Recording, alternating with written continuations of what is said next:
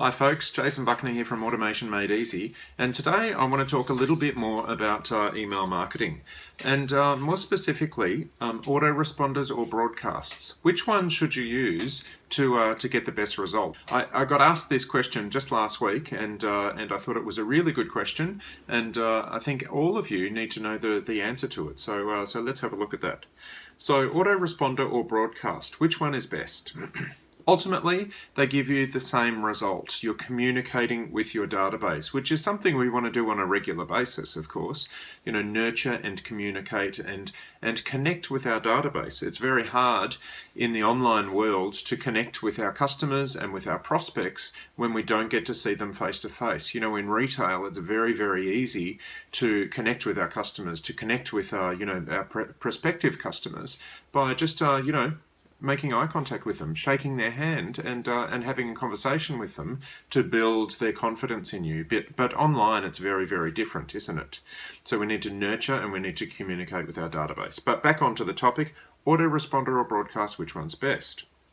So let's have a look at an autoresponder to start with. So imagine if you were doing an autoresponder for a year, for example. You've got to prepare everything in advance. You've got to have all the messages, all the content, everything ready to go in advance. So it's a lot of work to get started, number one, but not a reason not to do it. It also means that not everything in there is necessarily current. Okay, so imagine if you prepare an autoresponder for a year and some of the information changes, or there's more current information comes out over the course of that year. You've got to go in there and change it and update it and continually manage that. With a broadcast, however, for a year, for example, you prepare everything as you go. So you have the opportunity to be much more current, much more newsworthy in the information that you send out. There would be less automation, of course. With an autoresponder, someone goes into that funnel and they just automatically get all of those messages once you've set it up. However, with a broadcast, you've got to set it up for each broadcast. Of course, you can manage your broadcasts in advance. However, you still have to prepare them as you go. They are a lot more current, however, than an autoresponder can possibly be unless you change them all the time. And it gives you the opportunity to strike while the news is hot, so to speak, with a broadcast. Autoresponders also, I like to try and keep them short.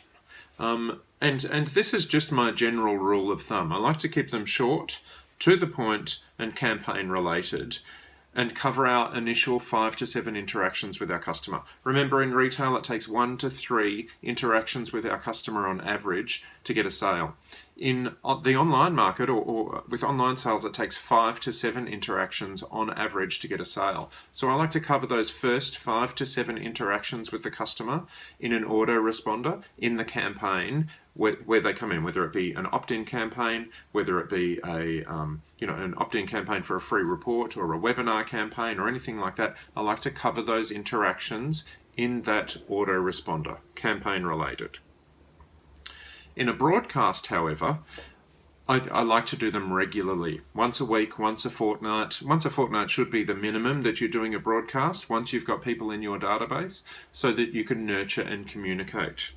I like to broadcast to people after the initial campaign. If someone's in a campaign and they haven't finished, I don't like to bombard them with too many messages. So broadcast after the initial campaign. And I like to keep the content current or constantly changing. It doesn't necessarily have to be specifically about a particular campaign. It can be more general about automation, for example, or email marketing in this case for the customers. In broadcasts as well, I can put in more regular, or not so much regular, I can put in more current sales promotions as well. If there's a product that I have to promote or a webinar that's coming up or something like that, I can pop that into a broadcast where you can always add that into an autoresponder campaign as well. However, in an autoresponder, if that stays in there, it might not necessarily be current for the whole time, depending, if there was a sale that was relevant.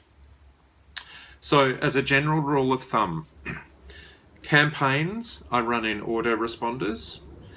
Nurture and communicate, I run in broadcasts. So let's just touch on that again. A campaign, the first 5 to 7 interactions with my online customers, I run in autoresponders. Nurture and communicate, and potentially sales as well, I run in broadcasts so that I can keep them current and constantly changing. That's my general rule of thumb.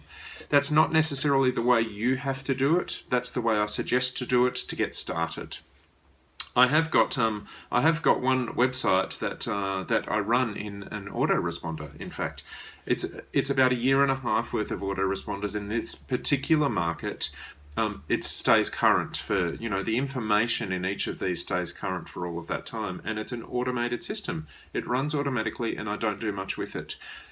I don't recommend that to get started, however. I recommend 5 to 7 emails in your autoresponder and then broadcast, so you can constantly stay in touch with your market. Any questions? Just drop me through an email. Otherwise, if you want to learn more about this, just click on the link below to come along to Automate Weekend, so that you can learn more of this and more about automating your online business.